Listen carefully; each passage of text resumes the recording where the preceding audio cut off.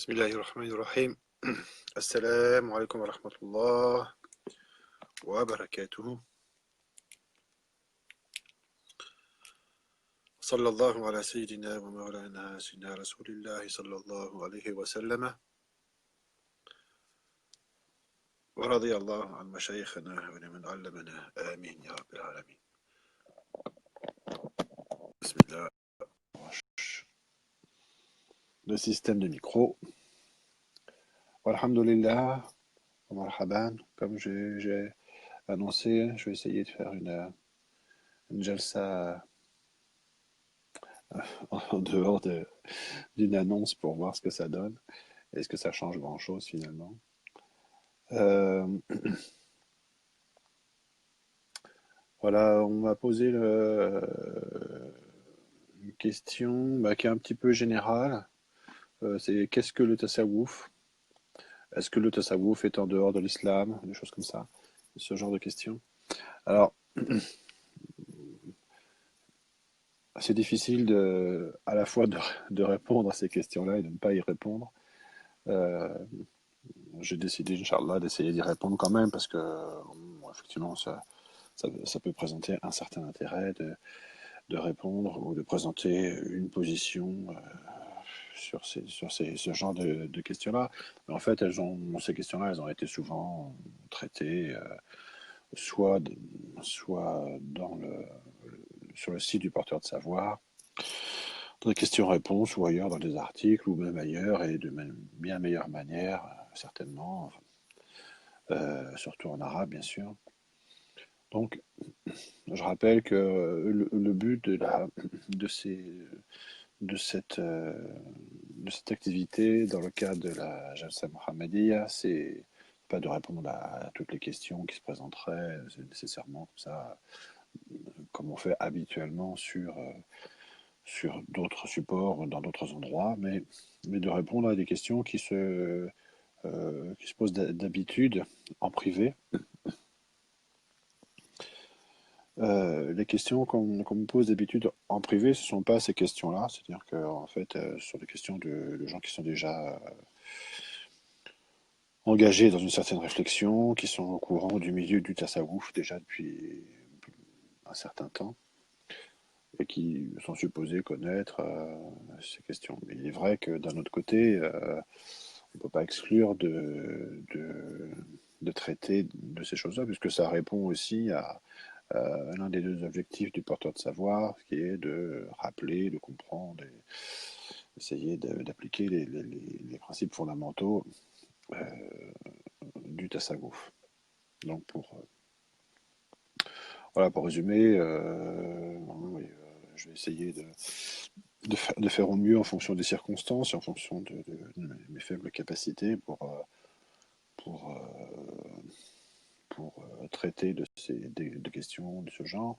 Mais voilà, je demande que chacun comprenne que ce que j'aurais en priorité à l'esprit, c'est de prendre appui sur des choses qui se passent habituellement dans des échanges privés. Euh, Parce que voilà, c'est faire preuve d'un certain réalisme que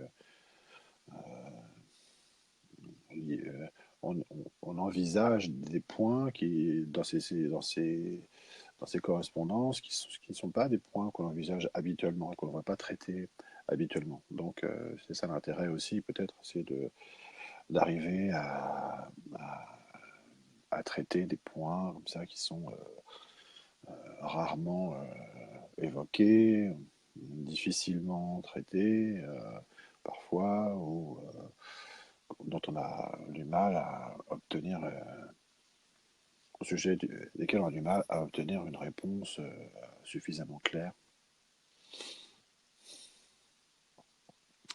Voilà, donc c'était pour préciser que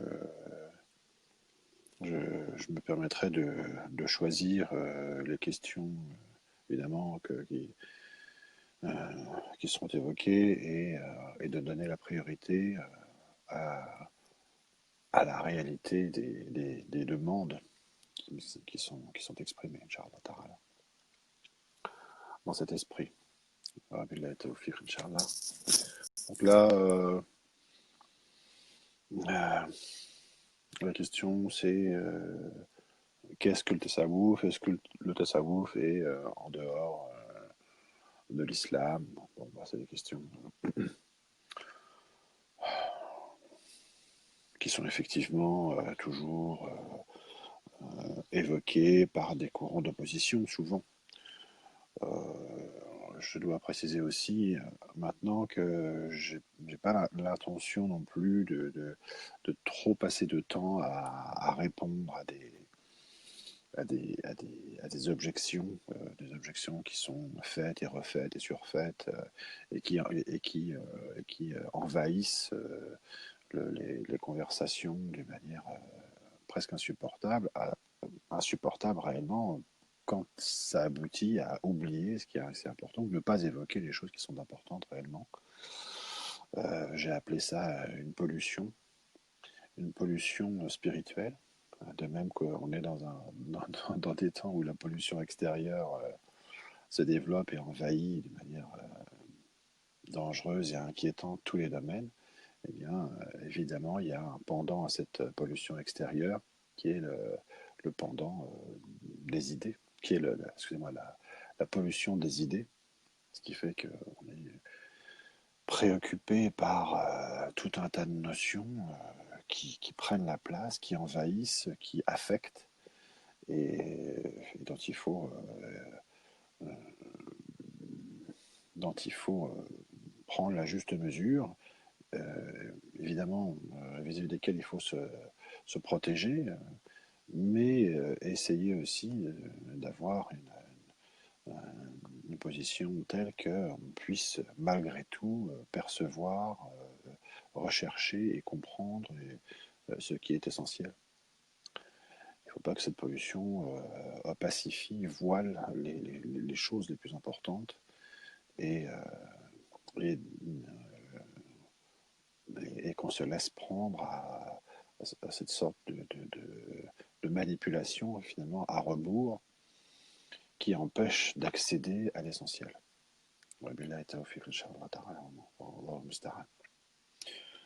Bien, alhamdulillah. Donc, bon, définition du tasawwuf, il y en a évidemment de nombreuses qui ont été données. Euh, pour faire simple, j'essaierai de reprendre les éléments qui ont été présentés par le Cheikh Abdelwahid Yahya René Guénon dans ses livres, autour du symbolisme du cercle, en considérant la périphérie du cercle et le centre du cercle. Le tasawwuf, c'est pardon, ce qui permet d'accéder au centre, à la connaissance des principes dont tout dépend, du principe dont tout dépend. On peut aussi utiliser le symbolisme de la pyramide ou du cône, qu'on peut voir dans une perspective qui est de l'ordre humain, c'est-à-dire sur le côté de profil, pourrait-on dire, et on peut en distinguer trois niveaux qui sont le niveau le plus bas, le niveau moyen et le niveau le plus élevé, respectivement l'islam, l'iman ou l'ihsan, en référence au hadith de Sina Jibril, bien connu, dont on trouve la référence dans bien des endroits, et notamment sur le site. Alhamdulillah. On peut voir aussi l'autre perspective, qui est une perspective principielle, on pourrait dire, ce qui est la même pyramide ou le même cône vu de dessus, dans une perspective de haut en bas. Et on voit que dans ce cas-là, on a un cercle périphérique qui définit l'extérieur de la chaléra, un cercle plus intérieur qui définit le début de El-Iman jusqu'à un autre cercle plus intérieur encore qui définit le début de El-Ihsan jusqu'au centre. Donc on a trois cercles concentriques avec un point central vu de dessus.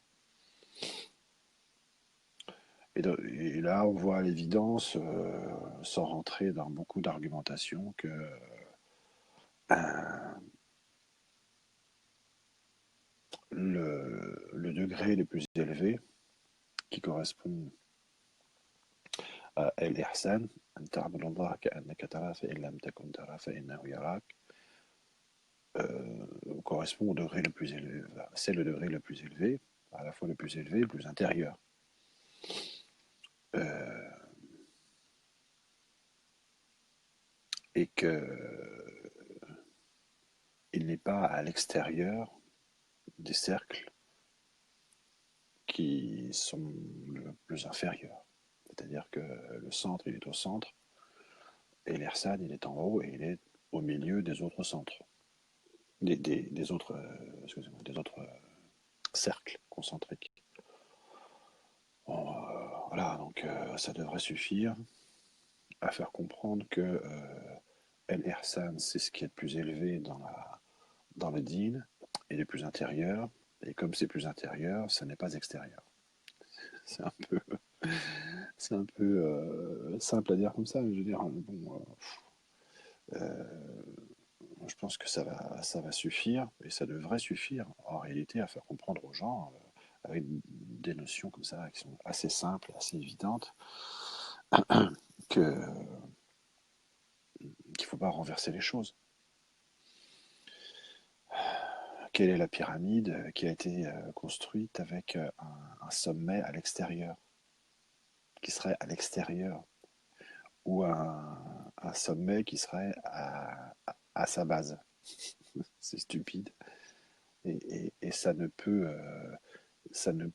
intéresser que les gens qui ont oublié ce que c'est, qui ont oublié toute notion de hiérarchie, qui sont empêtrés dans des illusions égalitaristes, et qui n'ont pas la capacité ou la compréhension d'une hiérarchisation de différents niveaux. Les gens qui sont au niveau de l'islam, les musulmans sont les plus nombreux à l'intérieur. Ensuite, les gens qui ont un degré de foi sont moins nombreux que les musulmans. Donc il y a parmi les musulmans les gens qui n'ont pas une foi complète. Et les musulmans qui ont une foi complète sont plus élevés dans leur sur le plan qualitatif que ceux qui n'ont pas une foi complète. C'est assez simple à comprendre. De même qu'à l'intérieur, et plus élevé que les deux précédents, se trouve la catégorie des gens de El Ihsan, jusqu'en haut de la pyramide, au centre du dîne. Voilà. Wallahu a'lam. On s'en tiendra là aujourd'hui pour cette petite jalsa surprise, comme je disais. On va bien voir quels sont les gens qui ont été intéressés ou pas. Là, il se trouve que personne ne s'est connecté. Donc, on a déjà une réponse. La question de savoir, pour moi, c'est la question de savoir est-ce que c'est vraiment intéressant d'être en direct, ou alors est-ce que on peut simplement se contenter de messages qui ne seraient pas totalement en vidéo, mais uniquement en audio. Voilà, la question est posée, on va voir, Inch'Allah, billahi tawfiq. Wa sallallahu ala sayyidina wa maulana Muhammadin ibn Abdillah sallallahu alayhi wa sallam wa ala alihi wa sahbihi. Wa akhiru da'wana an alhamdulillah. Assalamu alaikum wa